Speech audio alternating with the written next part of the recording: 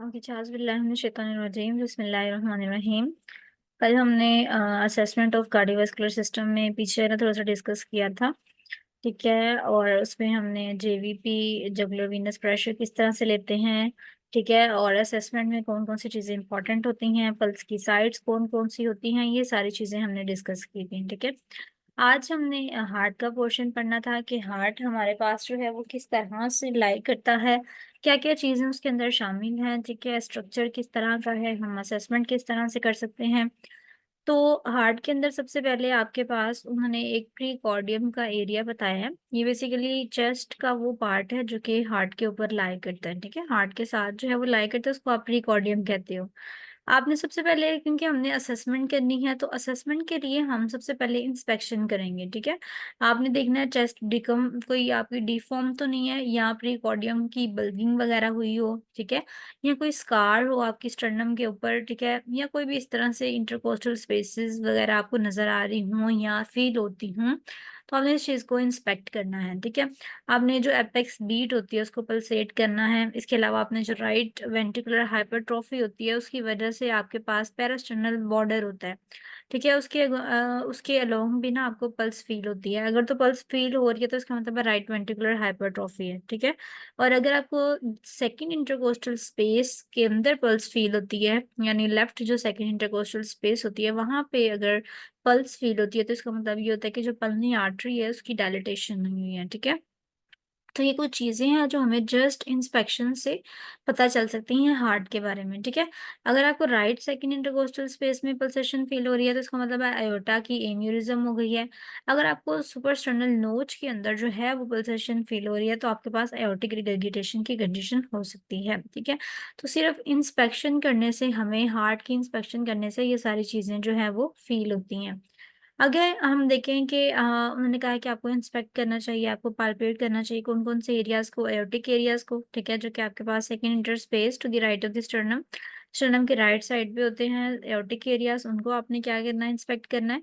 इसके अलावा आपने एयोर्टिक एन्यूरिज्म या एयोर्टिक स्टेनोसिस, स्टेनोसिस का मतलब बेसिकली क्या होता है, नैरो हो जाना। ठीक है, तो नैरो अगर कोई चीज़ हो रही है, एयोर्टा नैरो हो रहा है या एयोर्टा के अंदर कोई प्रॉब्लम हो रही है, तो उसकी वजह से आपको क्या करना चाहिए, इस चीज़ को इंस्पेक्ट करना चाहिए। उसके बाद है पल्मोनिक एरिया। पल्मोनिक एरिया आपको लेफ्ट ऑफ द स्टर्नम की तरफ फील होगा। ठीक है, वहाँ पे भी आपने अगर पल्सेशन फील कर रहे हैं आप, तो पल्मोनरी हाइपरटेंशन की जो है वो इंडिकेशन है। ठीक है, आर्ब्स पॉइंट आपके पास थर्ड इंटरस्पेस में जो है वो लाई करता है। अगर मैं आपको आर्ब्स पॉइंट जो है ना वो आपको दिखा भी देती हूँ, ताकि आपको ये चीज़ जो है वो याद रहे कि आर्ब्स पॉइंट कहाँ पे होता है। ठीक है, फिफ्थ पॉइंट होता है बेसिकली हार्ट की एग्जामिनेशन का, जो कि हमारे पास लाई करता है इन द पल्मोनिक एरिया के नीचे होता है। ठीक है, मैं आपको ये ना 5 एरियाज बता भी देती हूँ, दिखा भी देती हूँ, ताकि आपको ना ये कुछ याद रहे कि हमने कौन कौन से एरियाज जो होते हैं वो देखने होते हैं जब हम असेसमेंट कर रहे होते हैं हार्ट की। ठीक है, ये देखिए 5 एरियाज जो आपने देखने होते हैं, सबसे पहले एओर्टिक एरिया है। ठीक है, फिर पल्मोनिक है, इतनी क्लियर नहीं है पिक्चर। ये एयोर्टिक है, पल्मोनिक है। ठीक है, आर्ब्स पॉइंट है, ट्राइकस्पिड वाल्व है और मिट्रल वाल्व है। ठीक है, all people enjoy time magazine के नाम से हम इसको जो है वो कह लो कि करते हैं। इसकी जो है ना वो हम याद रखने के लिए ना हम इसकी निमोनिक बना देते हैं, all people read time magazine. अगर मैं इसको थोड़ा सा क्लियर करके दिखाऊं आपको, ये देखिए यहाँ पे हमारे पास टोटल 5 एरियाज हैं जिनको हमने ना ऑस्कल्टेट करके देखना होता है। एक हमारे पास एयोर्टिक वाल्व है। ठीक है, दूसरा आपके पास पल्मोनरी वाल्व है जो उन्होंने दिखाया है सेकंड इंटरकोस्टल स्पेस के लेफ्ट और राइट साइड पे। ठीक है, स्टर्नम के। थर्ड आपके पास ये पॉइंट है। उसके बाद फोर्थ वन जो है आपके पास ट्राइकस्पिड वाल्व है। ठीक है, और उसके बाद फिफ्थ वन जो है वो मिडल वाल्व है। तो ये एरियाज जो है ना ये आपने बेसिकली देखने होते हैं जब आपने क्या करना होता है, असेसमेंट करनी होती है हार्ट की। ठीक है, ट्राइकस्पिड एरिया हमने अभी भी पढ़ा, right ventricular area 4 to 5th intercostal space में होता है। ठीक है, और अगर तो इसके अंदर सिस्टोलिक लिफ्ट आ रहा है, मतलब अगर सिस्टोलिक हमने पढ़ा था जो हाईएस्ट पॉइंट होता है वेंट्रिकुलर कॉन्ट्रैक्शन का, अगर आपको इसके अंदर वो जो है वो नजर आ रहा है या कह लो कि फील हो रहा है, तो इसका मतलब ये है कि राइट वेंट्रिकुलर की इनलार्जमेंट हुई हुई है। ठीक है, यहाँ सेपरल डिफेक्ट को भी ये चीज शो करती है। अनीमिया में, एंजाइटी में, हाइपरथायराइडिज्म में, फीवर में, प्रेगनेंसी में। ठीक है, इसके अंदर थोड़ी सी पल्सेशन जो है वो फील हो सकती है आपको। उसके बाद मिट्रल वाल्व आ जाता है। लेफ्ट वेंट्रिकुलर का एरिया होता है मिट्रल वाल्व, हमने पढ़ा जिसमें आपके पास 2 वेल्व्स होते हैं वो शामिल होते हैं, ठीक है। इसके अंदर मिट्रल वाल्व का एरिया देखिए आपके पास बनता है 5th वन, ठीक है।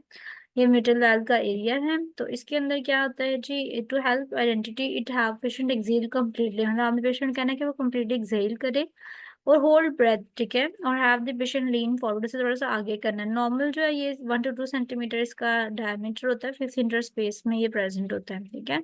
लेकिन ये डाउनवर्ड भी जा सकता है कब, जब वेंट्रिकुलर हाइपरट्रॉफी हो या प्रेगनेंसी की कंडीशन हो, ठीक है। तो ये आपके पास हमारे पास मोस्टली नहीं पाया जाता, लेकिन हाफ इन पॉपुलेशन जो है, हाफ पॉपुलेशन उसके अंदर आपको ये मिल सकता है, ठीक है। और इस यहाँ पे ही एरिया है जहाँ पे आप पॉइंट ऑफ मैक्सिमल इंटेंसिटी यानी आप एपिकल पल्स जो है वो फील कर सकते हो, इसको हम पॉइंट ऑफ मैक्सिमल इंटेंसिटी भी कहते हैं। उसके बाद अगर आप पाल्पेशन करते हो, पाल्पेशन में क्या होता है कि आपने जो पाम की फ्लैट फिंगर होती है, फ्लैट जो है वो सरफेस होती है, उसको यूज करना होता है। अपनी साइड की जो चेस्ट है उसके लेफ्ट साइड के ऊपर आपने लेफ्ट पेरिस्टर्नल बॉर्डर के ऊपर जो है उसको हल्के से जो है वो क्या करना होता है, आपने कह लो कि गो थ्रू करना होता है। उससे आपने क्या क्या चीजें नोट करनी है, उसके अंदर आपने अपेक्स बीट जो है वो नोट करनी है, आपने उसके बाद लेफ्ट पेरिस्टर्नल हीव्स जो है वो नोट करनी है, और हार्ट साउंड्स नोट कर रही है। उसके बाद आपने जो है वो हार्ट साउंड्स जो होती हैं वो देखनी होती हैं, ठीक है।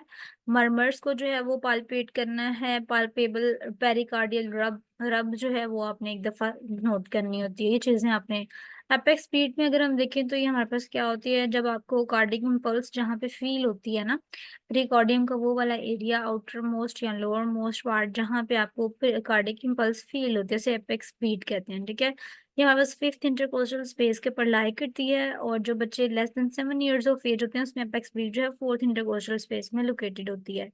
इसकी इम्पाल्पेबल मतलब अगर आपको नहीं फील हो रही तो उसका मतलब क्या है कि यहाँ तो एम्फीसीमा है, या पेरिकॉर्डियल इफ्यूजन है, ठीक है। यहाँ चेस्ट वॉल जो है वो थिक है, और यहाँ डेक्स्ट्रोकार्डिया, डेक्स्ट्रोकार्डिया होता है कुछ लोगों का हार्ट जो होता है वो राइट साइड पे होता है, ठीक है। नॉर्मली हार्ट लेफ्ट साइड पे होता है, कुछ लोगों का हार्ट राइट साइड पे होता है, उसे कहते हैं डेक्स्ट्रोकार्डिया। तो अगर आपको बीट फील नहीं हो रही, पाल्पेबल नहीं है, तो इसका मतलब है कि वो लेफ्ट साइड पे नहीं है बल्कि राइट साइड पे आपका हार्ट लोकेटेड है।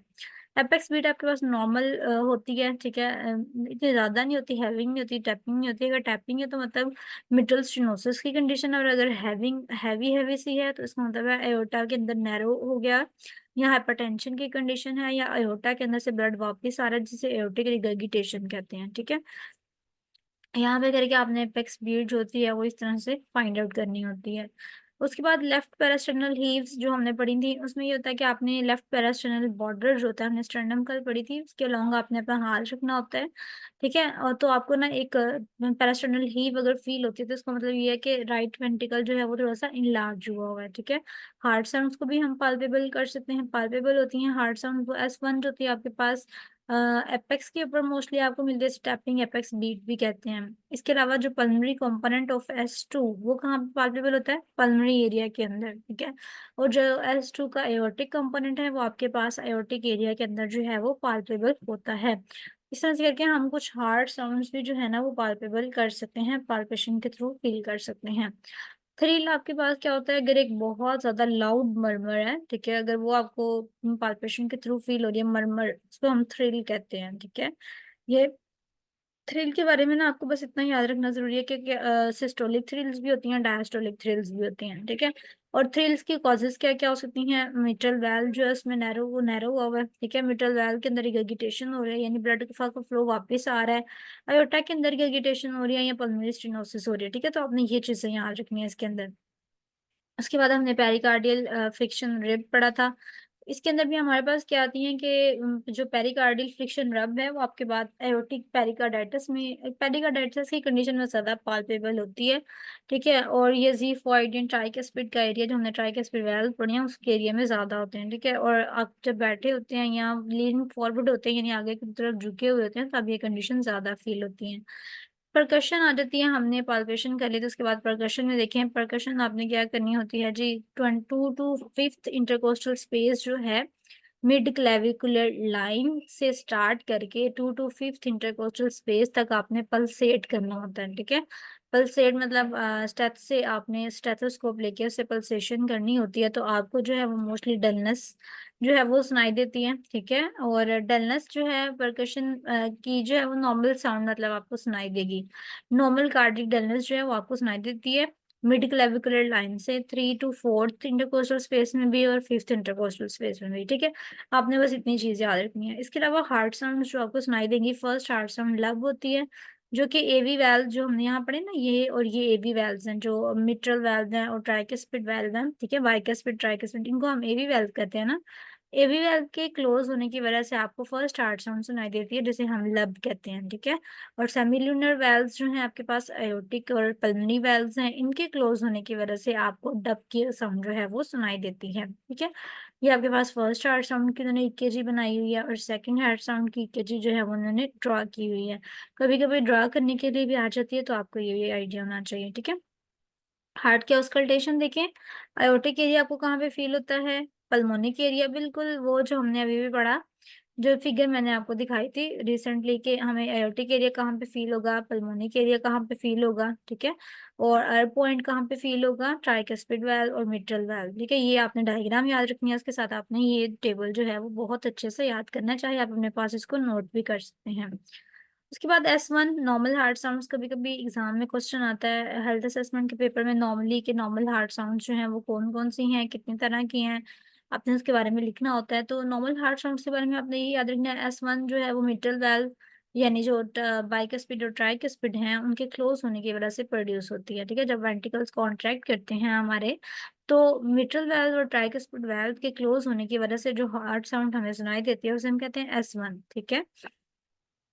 उसके बाद अगर हम देखें तो हमारे पास it marks the beginning of systole, ठीक है। मतलब ये चीज जो है वो शो क्या कर रही है, बिगनिंग ऑफ सिस्टली। सिस्टली हम किस चीज को कहते हैं, कॉन्ट्रैक्शन को कहते हैं, ठीक है। ये हमारे पास कॉन्ट्रैक्शन की जो है वो स्टार्ट, कॉन्ट्रैक्शन जब स्टार्ट होती है यानी जब वेंट्रिकल्स कॉन्ट्रैक्ट करना स्टार्ट करते हैं तो उस चीज को ये शो करता है। The mitral is a major component. The tricuspid component is relatively quiet. Its maximum intensity is at the apex. यानी ये आपको ज्यादा एपेक्स पे फील होती है, ठीक है। आपको एपेक्स और बेस का भी जो है वो आइडिया होना चाहिए, ठीक है। उससे जो है वो आप पता लगा सकते हैं कि एपेक्स हमारे पास और बेस कौन सी होती है। अब हार्ट के केस में ना एपेक्स और बेस का कॉन्सेप्ट उल्टा है। नॉर्मली क्या होता है, बेस नीचे होती है, ठीक है, और एपेक्स होता है वो ऊपर होता है, ठीक है। लेकिन हमारे हार्ट के केस में क्या होता है कि जो हमारी बेस होती है वो ऊपर होती है, ठीक है। हार्ट के अंदर बेस का जो सिस्टम है वो अल्लाह ताला ने ऊपर ऊपर को सेट किया। ऊपर वाले पॉइंट को हम बेस कहते हैं और नीचे वाले पॉइंट को हम एपेक्स कहते हैं, ठीक है। क्योंकि हम इसको इन्वर्टेड कोन कहते हैं। मैं आपको एक दफा दिखा देती हूँ कि आपकी बेस कौन सी होगी और आपका एपेक्स जो है वो कौन सा होगा, ठीक है। देखिए जैसे हमारे पास ये हार्ट है, तो इसमें हमारे पास जो बेस होती है वो ऊपर वाला पॉइंट होता है, जबकि जो एपेक्स होती है वो हमारे पास नीचे वाला पॉइंट होता है, ठीक है। तो ये बेस और ये एपेक्स आपके पास हार्ट की होती है। इसकी जो है बेस और एपेक्स के बारे में आपने याद रखना है। उसके बाद S1 के बाद अगर हम S2 की बात करें तो S2 हमारे पास किस तरह से प्रोड्यूस होती है, lower of the aortic and pulmonic valve. यानी जब वेंट्रिकल्स रिलैक्स कर रहे होते हैं तो एयोटा और जो पल्मोनरी वेल्व्स होते हैं वो क्या कर रहे होते हैं, क्लोज हो रहे होते हैं, ठीक है। तो उसकी वजह से आपके पास S2 प्रोड्यूस होगी। और ये आपके पास किस चीज़ को शो करती है, डायस्टली की बिगनिंग। वो आपके पास सिस्टली की बिगनिंग को शो कर रही थी, ये आपके पास डायस्टली की बिगनिंग को शो कर रही है। डायस्टली मतलब कि आपके वेंट्रिकल्स रिलैक्स कर रहे हैं, ठीक है। उसके बाद आपने जो चीज़ याद रखनी है जी, एरियाज ऑफ ऑस्कल्टेशन हमने पहले पढ़ ली हैं। मिट्रल एरिया है, ट्राइकस्पिड एरिया है, पल्मोनरी एरिया है, ठीक है। अब्स पॉइंट है वो हमने देख भी लिए हैं, आप इसको यहाँ से भी एक दफ़ा दोबारा देख सकते हो। ये एयोटिक एरिया आपके पास राइट स्टर्नल बॉर्डर की तरफ, ये पल्मोनिक एरिया आपके पास लेफ्ट स्टर्नल बॉर्डर की तरफ, ठीक है। अब्स पॉइंट 3 पे, अब्स पॉइंट के बारे में बहुत ज़्यादा पूछा जाता है, MCQs में भी बहुत ज़्यादा दफ़ा UHS के अंदर आया हुआ है कि अब्स पॉइंट क्या होता है। तो जो इंटरकोस्टल स्पेस थर्ड वाली है, ठीक है, लेफ्ट स्टर्नल बॉर्डर पे आपने याद रखना थर्ड इंटरकोस्टल स्पेस के ऊपर अरब्स पॉइंट होता है। ट्राइकस्पिड एरिया आपके पास फोर्थ फिफ्थ इंटरकोस्टल स्पेस में होता है और मिट्रल एरिया जो है आपके पास, इसको आप एपेक्स भी कह सकते हो, ये आपके पास फिफ्थ इंटरकोस्टल स्पेस में लाई करता है, ठीक है। मेजर कार्डिक एरियाज कौन कौन से होते हैं, क्वेश्चन इस तरह से भी आ सकता है कि मेजर कार्डिक एरियाज कौन कौन से हैं, तो उसमें भी आपने ये चीजें जो है वो मेंशन करनी होती हैं, ठीक है। उसके बाद देखें एयोटिक, पल्मोनिक, ट्राइकस्पिड और मिट्रल, ठीक है। मिट्रल या माइट्रल आप जो भी पढ़ें, ये मिड क्लेविकुलर लाइन है और ये आपके पास एक्सिलरी लाइन होती है इंटीरियर वाली, ठीक है। ये चीजें आपने याद रखनी है। हार्ड साउंड्स में ऑस्कल्टेशन उन्होंने कहा है कि आपने हाउ टू डिफरेंशिएट आप किस तरह से कर सकते हैं S1 और S2 में। तो जब आपने कैरोटिड आर्टरी को ना पाल्पेट करना होता है, ऑस्कल्टेटिंग करने के दौरान आपने कैरोटिड आर्टरी को पाल्पेट करना होता है, तो जो साउंड आपको just before the carotid pulsation feel होती है उसे हम कहते हैं, या सुनाई देती है, उसे हम S1 कहते हैं। और जो कैरोटिड पल्सेशन के बाद में आती है उसे हम S2 कहते हैं। ठीक है, आपने S1 के ऊपर ज़्यादा कंसंट्रेट करना है। ठीक है, एपेक्स के ऊपर आपने हाथ रखना है। ठीक है, और ट्राइकस्पिड एरिया मोस्टली जो होता है उसके ऊपर हाथ रखोगे तो S1 फील होगी। और S2 जब आप फील करना चाहो तो आप एओर्टिक और पल्मोनिक एरिया के ऊपर जो है वो कंसंट्रेट कर सकते हो। ठीक है, इसकी डिफरेंशिएशन का थोड़ा सा होता है। इसके अलावा एक्स्ट्रा हार्ड साउंड्स आपके पास S3 और S4 भी होती है। ठीक है, अगर आपको नॉर्मल पूछी जाती है, एक दफ़ा एग्जाम में क्वेश्चन आया था, what are the normal heart sounds. ठीक है, बच्चों ने उसके अंदर S1 S2 S3 S4 सारी लिख दी है, हालांकि उन्होंने जस्ट नॉर्मल पूछा था। तो नॉर्मल हार्ड साउंड में सिर्फ S1 एंड S2 आता है। ठीक है, लब dub S1 S2 normal heart sounds जो हैं वो आपके पास उन्होंने पूछा था। S2 के बाद S3 के बाद S3 आता है। S2 के बाद तो S3 हमारे पास मोस्टली लेफ्ट वेंट्रिकल अगर इनलार्ज हो, एलिवेटेड हुआ हो, ठीक है, उसकी वजह से सुनाई देती है। ये आपके पास रैपिड अगर फ्लो हो रहा हो ना ब्लड का, यानी वेंट्रिकुलर वॉल के अगेंस्ट रैपिड फ्लो हो रहा है, तब आपको जो है ना वो सुनाई देती है। S3 का दूसरा नाम आपके पास क्या होता है? वेंट्रिकुलर गैलप, क्योंकि हमने पढ़ा है कि जब लेफ्ट वेंट्रिकुलर की फीलिंग प्रेशर ज़्यादा होता है तब ये हमें फील होती है। इसके अलावा आपके पास इसकी कार्डिक डिजीजेस भी होती हैं, जिसकी वजह से वेंट्रिकुलर का वॉल्यूम जो होता है वो ज़्यादा हुआ होता है, जिसमें आपके पास प्रेगनेंसी आ जाती है, हार्ट फेलियर आ जाता है। ठीक है, ट्राइकस्पिड रिगर्गिटेशन आ जाती है, इसकी वजह से आपको ये सारी चीज़ें फील होती हैं। ठीक है, उसके बाद आज S4 है। S4 आपको कब सुनाई देगी? S1 से बिल्कुल पहले अगर आपको कोई साउंड सुनाई देती है तो आपके पास S4 होती है। S4 आपको क्यों सुनाई देती है? मोटी-मोटी चीज़ें आपको याद होनी चाहिए। डायस्टोलिक हार्ट फेलियर की वजह से लेफ्ट वेंट्रिकुलर की अगर हाइपरट्रॉफी हो जाए, यानी लेफ्ट वेंट्रिकल जो है वो थोड़ा-सा कह लो साइज़ में इनलार्ज हो गया, तो उसकी वजह से आपको लेफ्ट वेंट्रिकुलर हाइपरट्रॉफी की वजह से S4 सुनाई देती है। ठीक है? और उसको आपने वेंट्रिकुलर गैलप कहा था, इसको हम एट्रियल गैलप भी कहते हैं। ठीक है, इसकी जो एटियोलॉजीज़ हैं, कॉजेज़ हैं, वो क्या-क्या हो सकती हैं? हाइपरटेंशन, अयोटा में अगर थोड़ा-सा कह लो नैरो हो गई है अयोटा, एंजाइना की वजह से हो सकती है। राइट साइड में अगर आपको S4 सुनाई दे रही है तो वो पल्मोनरी हाइपरटेंशन की वजह से हो सकती है। पल्मोनरी एरिया थोड़ा-सा नैरो हो गया उसकी वजह से, पल्मोनरी स्टेनोसिस की वजह से हो सकती है। तो ये S1 है, S2 S3 S4। ठीक है? तो इस तरह से करके आपने इसको जो है ना याद रखना है। ये आपने S4 का याद रखना है कि S1 से पहले आती है। ठीक है, S4 मोस्टली S1 से पहले आती है। सीक्वेंस उन्होंने थोड़ा सा एक दफा दोबारा आपको रिकॉल करवा दिया है कि आपने हर एरिया का रेट देखना है, रिदम देखना है, S1 S2 को आइडेंटिफाई करना है, एक्स्ट्रा हार्ड साउंड्स को देखना है, आपने मर्मर्स को देखना है। ठीक है, और ऑस्कल्टेशन का मेथड अगर किसी को नहीं आता तो वो मतलब असेसमेंट आपने करनी है तो आपको ऑस्कल्टेशन का मेथड आना चाहिए। ठीक है, ऑस्कल्टेशन में क्या करना था, अपने पेशेंट को बिल्कुल सुपाइन पोजीशन पे बैठाना होता है। ठीक है, पहले जो स्टेप है उसका डायफ्राम आपने देखना है, फिर उसका उसकी बेल जो है वो देखनी है कि वो ठीक है। ठीक है, फिर आपने पल्मोनरी एरियाज़ को असेस करना है। ठीक है, पर मरमर्स के लिए देखना है, पल्मोनरी रिगर्गिटेशन के लिए देखना है। इस सारे के दौरान आपने अपने पेशेंट को कहना है कि वो ब्रेथ होल्ड कर ले। ठीक है, तो ये सारे जब वो ब्रेथ होल्ड करेगा तो उस केस में जो है वो आप ऑस्कल्टेशन सुन सकते हैं। ठीक है, इसके अलावा आपने ऑस्कल्टेशन के दौरान जो साउंड सुननी है वो S1 है, S2 है। ठीक है, S1 आपके पास एपेक्स के ऊपर सुनाई देती है, मैक्सिमम इंटेंसिटी होती है। S2 आपको पल्मोनरी एरिया के ऊपर सुनाई देती है।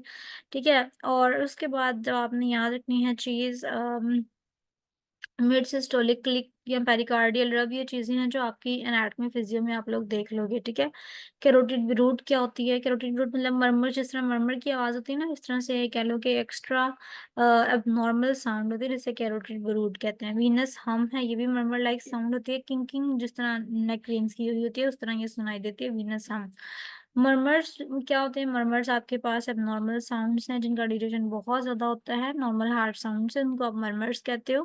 ठीक है, ये क्यों-क्यों हो सकती हैं? जब वेलोसिटी ऑफ ब्लड इंक्रीज़ हुई हो, ब्लड का फ्लो नॉर्मल ना हो, ठीक है, या कोई स्ट्रक्चरल डिफेक्ट हो, उसकी वजह से हार्ट मरमर्स सुनाई देती हैं। कितनी तरह की होती हैं? एओर्टिक मरमर्स होती हैं। एओर्टिक मरमर्स आपको तब सुनाई देती हैं जब पेशेंट एक्सपायर करता है, मतलब वो एक्सहेल करता है और वो आगे को होके बैठा हो। मिट्रल मरमर्स आपको सुनाई देती हैं जब आप एक्सरसाइज करते हो, ठीक है, या आप लेफ्ट साइड पे लेटे हुए होते हो तब आपको ये ज़्यादा सुनाई देती हैं।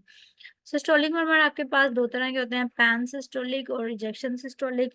ये आपके पास S1 से स्टार्ट होता है, ये आपके पास यूजुअली S1 के बाद से सुनाई देके S2 से पहले-पहले तक जो है वो सुनाई देती हैं ejection systolic murmur.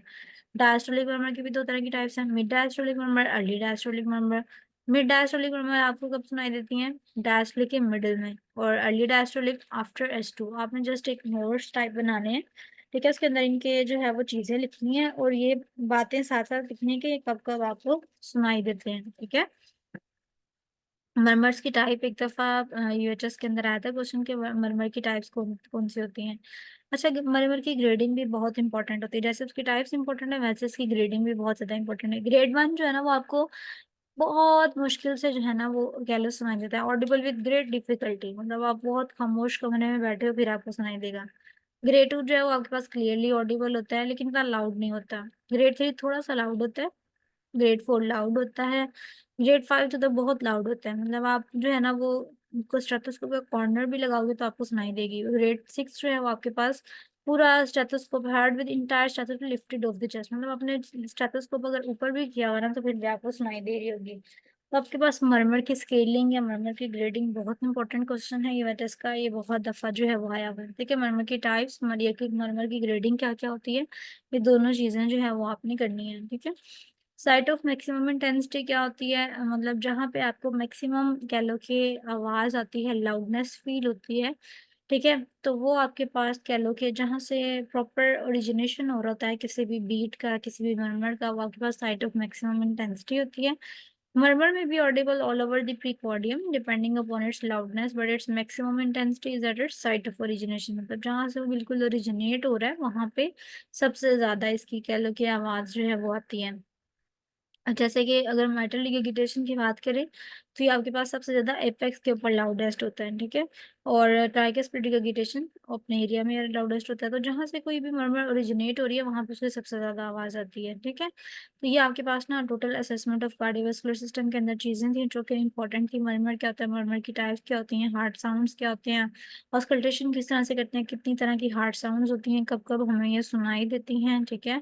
Areas heart की ऑस्कल्टेशन के लिए कौन-कौन से हैं, बहुत इंपॉर्टेंट 3-4 क्वेश्चन हैं जो कि बहुत ज़्यादा इंपॉर्टेंट है। हार्ट की साउंड्स होगी, हार्ट की साउंड्स, ठीक है? उसके बाद परकशन, पाल्पेशन में आप क्या-क्या सुनते हो, ठीक है? और इसके अलावा आप क्या कर सकते हो जी, पाल्पेशन में आपने क्या-क्या पाल्पेट करना है, और हार्ट की जो है वो इंस्पेक्शन, पाल्पेशन, परकशन में क्या-क्या चीज़ें जो हैं वो शामिल होती हैं, ठीक है? तो ये चीज़ें आपके पास टोटल हैं। तो ये आपने इसको अच्छे से देख लेना। इसके अलावा जो कल का लेक्चर हमने पढ़ा था, जेवीपी, नेक वेसल्स, बीपी की मेजरमेंट, वेंट्रिकल्स, एरिथमियास क्या होते हैं, कितनी तरह के होते हैं, ठीक है? टेस्ट हमने कुछ पढ़े थे, होमेंस, एलेंस, ठीक है? और जो टेक्निक्स थी हमने पढ़ी पेरिफेरल वेस्कुलर सिस्टम को असेस करने के लिए, ठीक है? पेशेंट को हिस्ट्री वगैरह हार्ट के लिए जो लेनी है। ऑलमोस्ट आपने जो है ना ये टॉपिक जो है वो कवर कर लिया, असेसमेंट ऑफ कार्डियोवास्कुलर सिस्टम। इसको आपने अच्छे से पढ़ना है, एक दफ़ा देख लीजिएगा। अगर किसी ने नहीं देखा तो वो पिछला लेक्चर भी सुन सकता है। और फिर हम नेक्स्ट इंशाल्लाह नेक्स्ट टॉपिक के असेसमेंट के बारे में थोड़ा-सा डिस्कस करेंगे। तब तक के लिए अल्लाह हाफ़िज़।